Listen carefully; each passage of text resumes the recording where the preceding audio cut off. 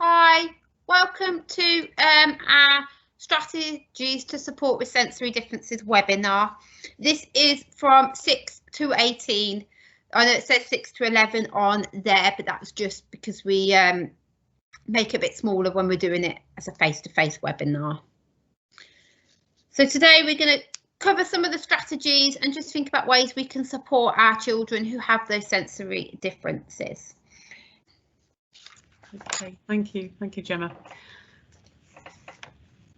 The radio is on very loud, but isn't tuned into any station, so all you can hear is static and fuzz.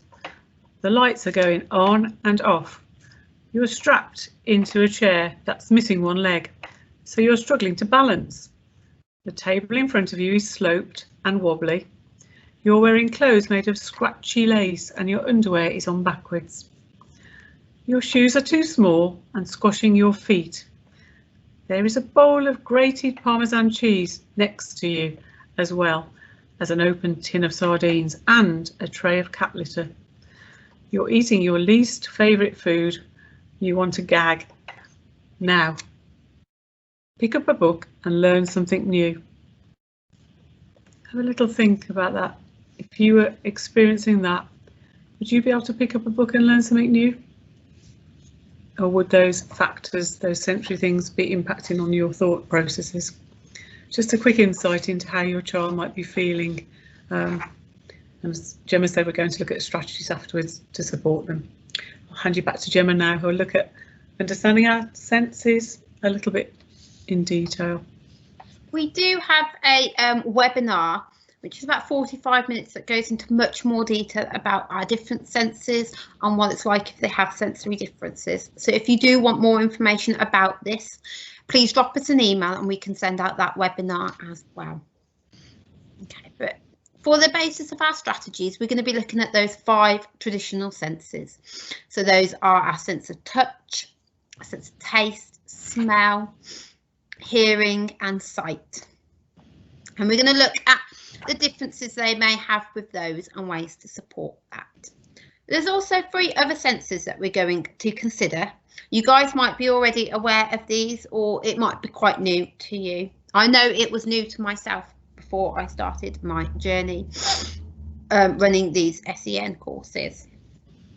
Okay, so we have the sense of balance is one of those, and that is called the vestibular sense. So this is kind of where information is received through the inner ear, and it's all related to movement and balance, and it's to do with the way we change our head position. So obviously, you know, we don't need to tell ourselves that we're sitting or standing or running or jumping. You just get that feeling, don't you, that that's what you're doing. And that's what this sense is. It's that sense that this is what we are doing. So just something to think about as a child when you were spinning around and around in circles as you do as children, and then try to walk straight. You might struggle being able to walk in that straight line, you might curve, you might trip. And that's because, in fact, you've actually impaired that sense. You've messed with the structure of that sense and you're struggling to pick it back up.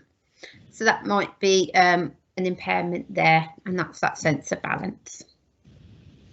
The second sense that we're going to look at, as well as that one, is the body awareness or the proprioceptive sense. So this is the sense of our muscles and joints and the ability to move, and the awareness of where they are, our spatial awareness of where we are in a room in comparison to the table or the chair, and that aspect. So just a quick way of thinking about that is if you guys close your eyes now and raise your right hand. It's that concept. We don't need to see it to know that our right hand is in the air. We're moving it around. We don't need to taste it or touch it or hear it. We just know it's there, and that is where it is. When you reach for your glass and pop it to your mouth to take a drink, an example, you don't need to be thinking about that. You know where your mouth is, you know where you're moving it to, and it doesn't need much additional senses or thought. And that is that body awareness and your proprioceptive sense. And the third and final one is your sense of your internal organs, or this is called the Intraoceptive Sense. So this is knowing, you know, Our heart rate, so having a sense of where that is, if it's getting faster or slower. Our body temperatures, being able to regulate and sense our body temperatures. So knowing when we're getting too hot, so we take off a jumper, or knowing we're getting too cold, so we put one on. It's that kind of sense. Again, it links to knowing when you need the toilet, when you're really full after eating too much, or if you're really thirsty or hungry. And that's all interlinked to this interoceptive sense, the sense of your internal organs. And these are some of the senses that may have differences for those on the spectrum or those just with a sensory processing disorder. Okay. So we're going to move on now to think about the way that they receive and process their sensory information.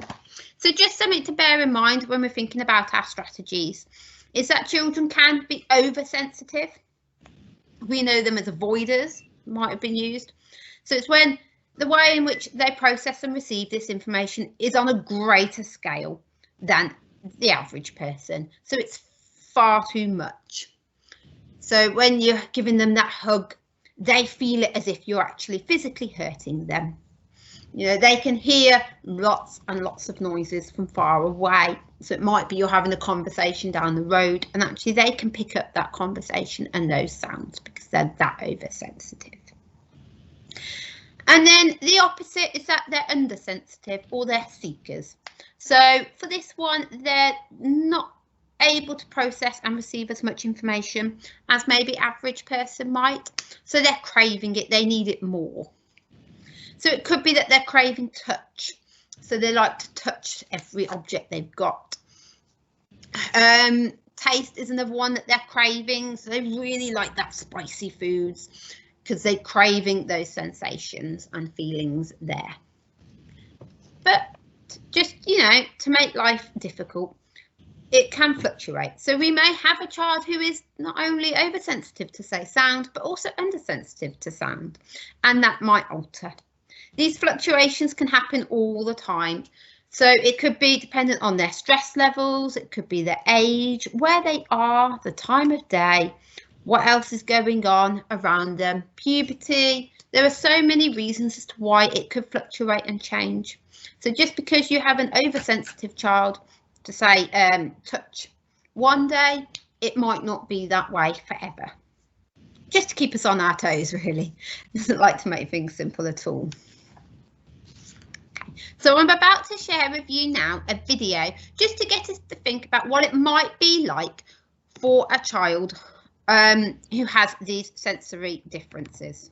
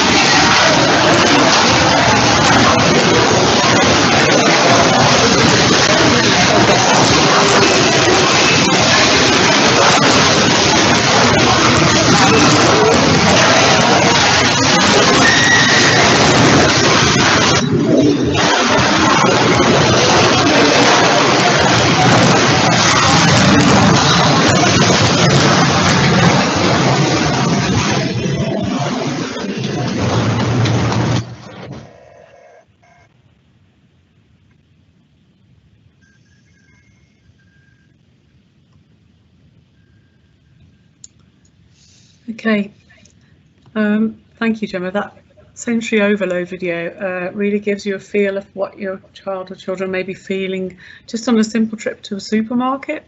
You can see how it appeared very loud and noisy, and if you're oversensitive to noise, then that could cause massive discomfort and anxiety for your child.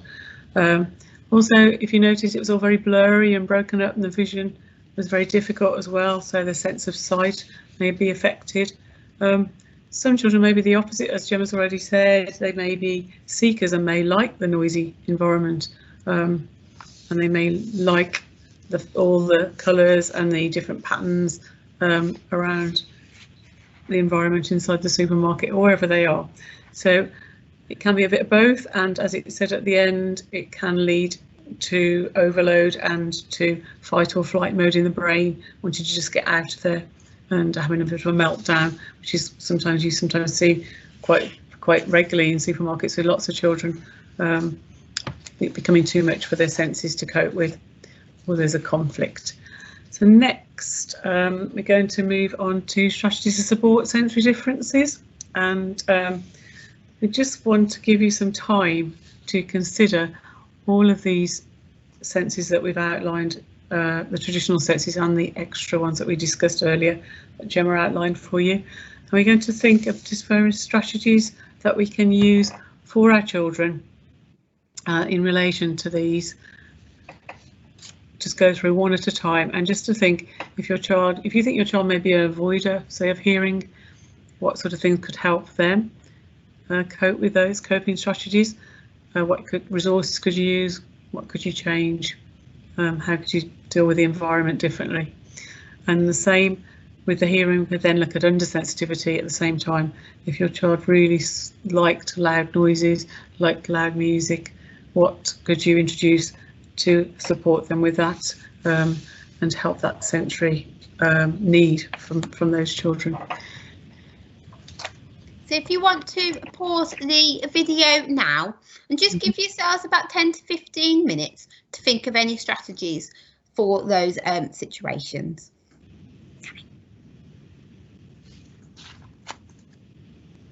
Welcome back. Thanks for taking that time, and hopefully you've come up with quite a few of your own different strategies that you could use. Detail about some of these other strategies. So we're thinking for those that have got hearing, they're quite oversensitive. Ear defenders is a big one, isn't it? The ear defenders work really well to help block out some of those sounds. And I know that they're quite commonly used in school. For our children as they're growing older, maybe hitting those teens, you can get ear defenders that are clear, so you can't actually see them. They go inside like headphones and are quite clear, so they're not as visual as some of those bigger ones that you put on your head, just in case they're a bit more self-aware or sensitive about the issue. You could try iPods as well. So just having iPods on with a bit of background music might help them focus on that and zone out some of those additional sounds that they can hear. So that might be a really useful one as well if they are oversensitive to hearing. So is there anything else that you can add for oversensitive to hearing? Trying to just consider maybe just reducing the volume down on things. Just a simple thing like that can make such a difference to children. And as they just letting them have the control as well of that volume. Just that remote control gives them that sort of ability to regulate it. So I think that would work too. So that's another consideration you could have that maybe won't work well for your children. So thinking about undersensitive, it could be that reduced volume might help, giving them the opportunity to control their volume. They enjoy loud music, so it might be that we let them listen to quite loud music, or we take them to places where there will be loud music they can experience and enjoy. iPods having headphones sometimes in their ears can help with the undersensitivity as well, because they can put it a lot louder and affect it that way. I think these are some of the suggestions we've come up with for the sense of hearing, so for oversensitive or undersensitive, but I'm sure there is a lot more that you guys can come up with as well. So I'm going to pass you to Sue now, who's going to have a little think about sight and some of the things that might help with it. Okay, thanks, Gemma.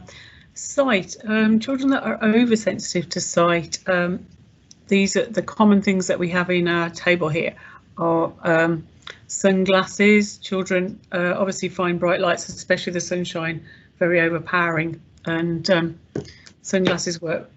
They're cheap and easy to buy for children, and they seem very successful. Also, blackout curtains have been very useful as well for keeping out that light in bedrooms and in houses, in rooms where children are finding again sunlight a problem, maybe waking them up early in the morning or not going to sleep at night, and they want to avoid that to sort of bring that sensory overload down and get a good night's sleep. So those are the ones that are recommended generally for oversensitivity.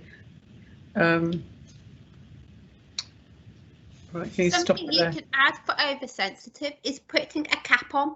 If they have a cap on, that might block some of that sunlight as well, and that overpowering light. Well, those little sun visor things, I don't know if you can still get those. Those are good too, aren't they? We're just on a band. Yeah. You can also dimmer down some of the screen lightings on your phones, tablets, TVs and stuff like that. If they're finding those are too bright as well, which isn't uncommon. It's a way of helping them. Okay, I think we've covered most of the oversensitive ones. If you've got new strategies, it'd be great if you could share them too, that you found that work. We're always welcome to parents' ideas as well. It's good to share if they're successful. Now, the undersensitive, the avoiders with sight, the children, seekers with sight, they're looking for that light, that sight. They need desk lamps and things like that, or visual strips on furniture to find their way around. Going back to the video we saw of the sensory overload, did you see how broken up the sight and vision was in that situation? These children will be experiencing that, so will need everything they can to find their way around a room or outside, and they'll need whatever works for undersensitivity that will help them cope with those situations. Do you have any others to add to that, Gemma, at all? Do you any extra ones for undersensitive?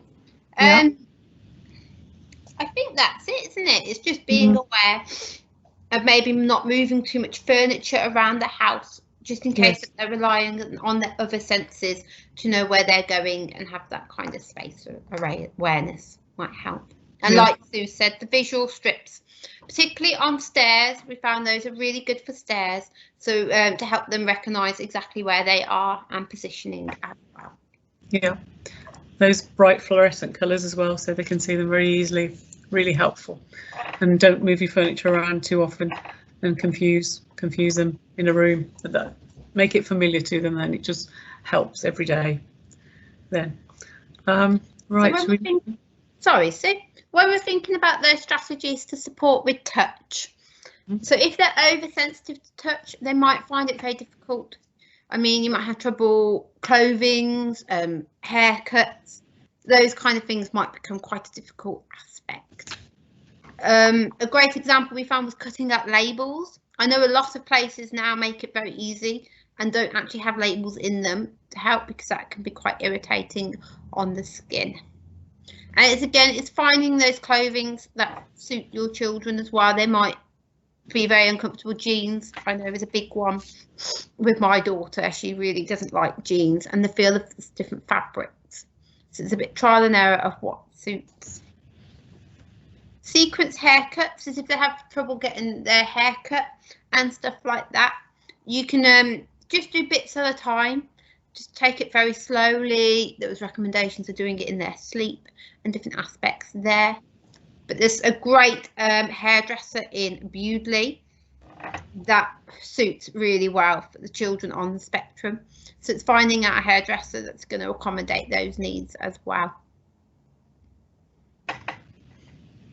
Okay. They're undersensitive to touch. Things like if they're craving it, massages are really good. Doing some massages, try and get them to relax as well. You know, the mindfulness activities and stuff, and incorporate really well. Weighted jackets, sometimes a weighted jacket might help. You can also get weighted blankets as well for them at night time. That might suit. Is there anything else that you can think of, Sue, for either oversensitive or undersensitive to touch?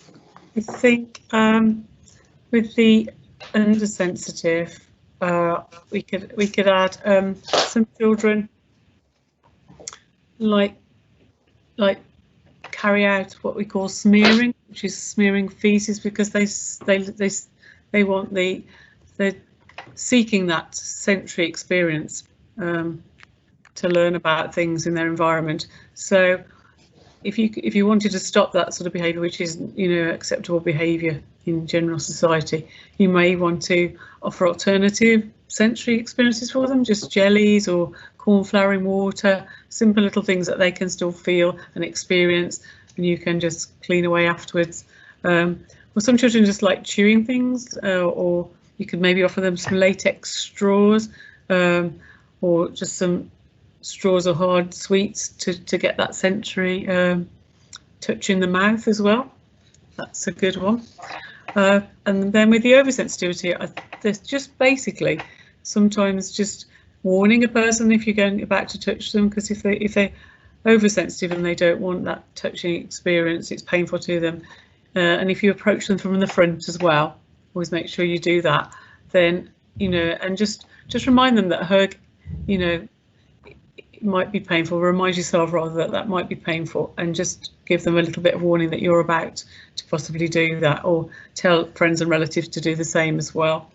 Then there's, I don't know, did you cover the texture of the food, Gemma, as well, the puree? No, we haven't done taste yet. No, so well, that's going moves on nicely to yeah, that's going on to taste, isn't it? Yeah. I'll leave you with Sue to talk about oversensitive and undersensitive to taste. I've gone ahead with myself on that one, haven't I? Yeah, on the taste one, as I say, there's lots of, but first of all, oversensitivity. Children who have oversensitivity will just want to eat bland food. They won't like any spices, any salt or pepper added to any kind of strong flavours at all. So by offering bland food in their diet, as long as you're trying to make it as nutritious as you can, even bland colours, sometimes children will just want to eat beigey kind of coloured food. They don't want bright colours. That can sometimes be a way of dealing with that oversensitivity.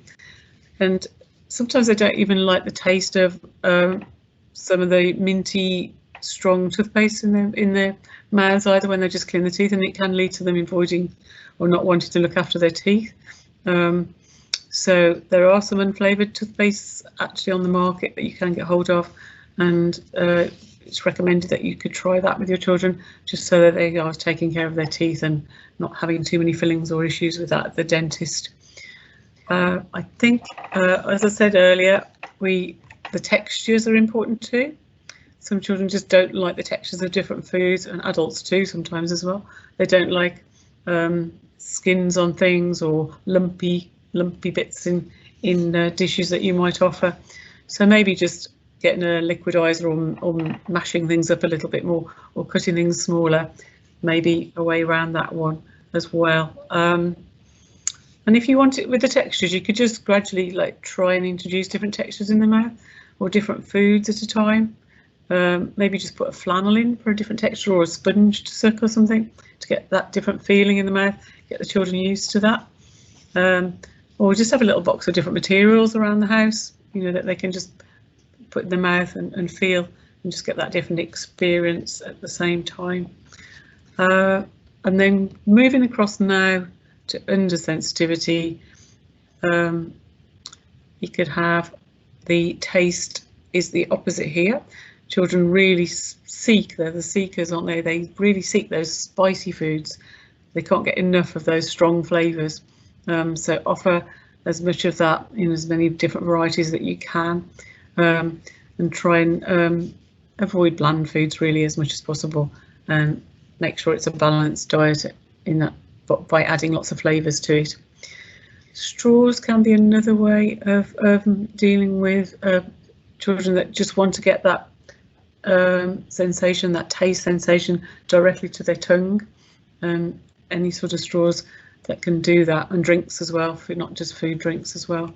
That's a good way of getting that into their mouths in a more direct way, and that might be, you might find that successful if you give it a try, if your child is undersensitive to taste, and particularly drinks as well. I don't know, is there anything else you'd like to add, Gemma, to the those tasting? Covered quite a lot there, Sue, of things that you can do to support them. The only thing I will say is that we can get I don't know if you've seen them, they're in Aldi at the moment, but you can get those plates where they're segregated. Oh, so yes. You can just put the different bits of food on the different sections. Might be a great way so that they're not all mixed together when they're trialing new foods. Yes, that's quite, yeah, that's a very good suggestion. And that does take them, doesn't it? I think it's about 10 times you have to try something, even just for the average child, which I hate saying the average child, but for any child it takes them a long time before they really know whether they like or dislike an item of food.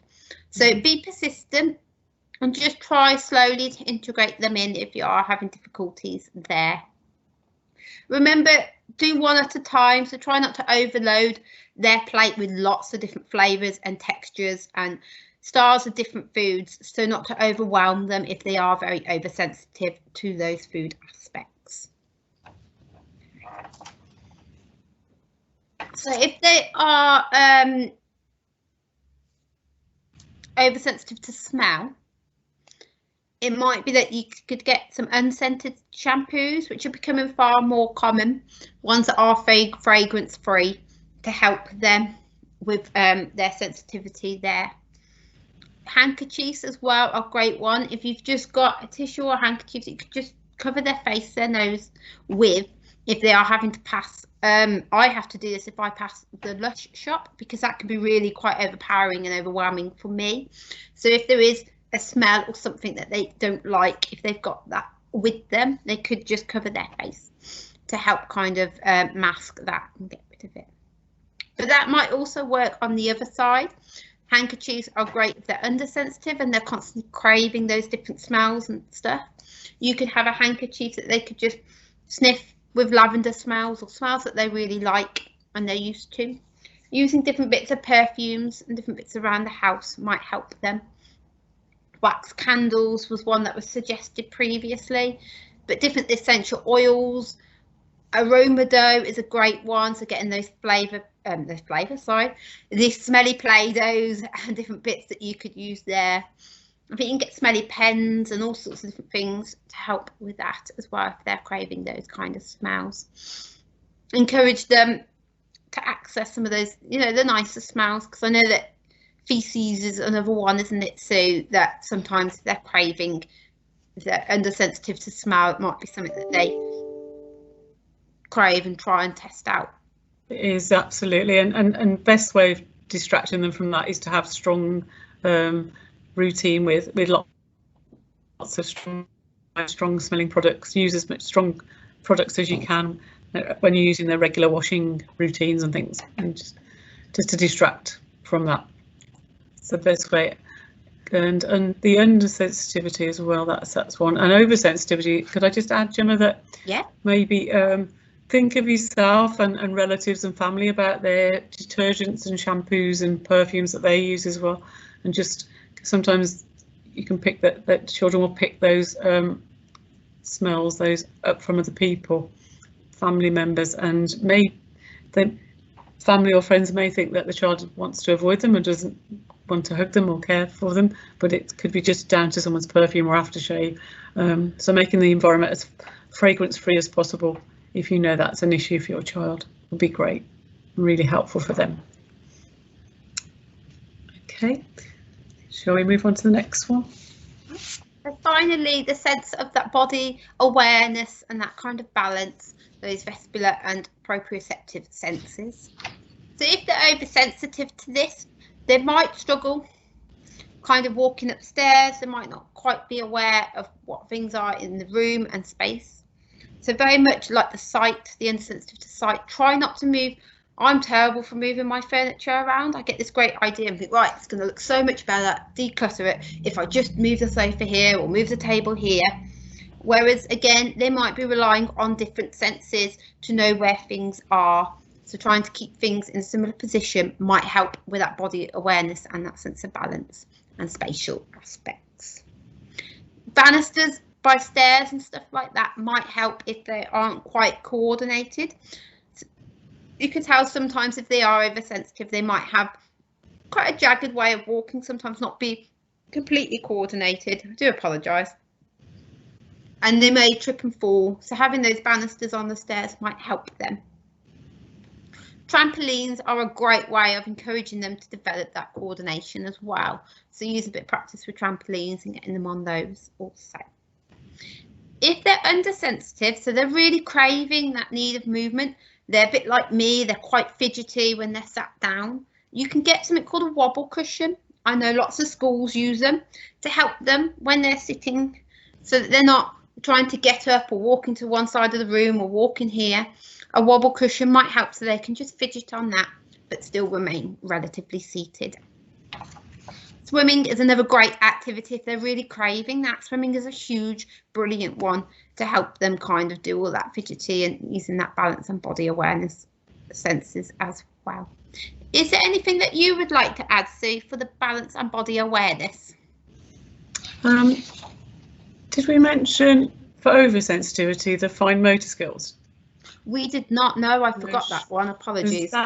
No, that's fine. We recommend that if they are oversensitive with particularly with some of their fine motor, which is their small movements, with the hand movements usually, hand to mouth, hand to eye coordination and all that, just trying manipulating small objects like buttons, undoing and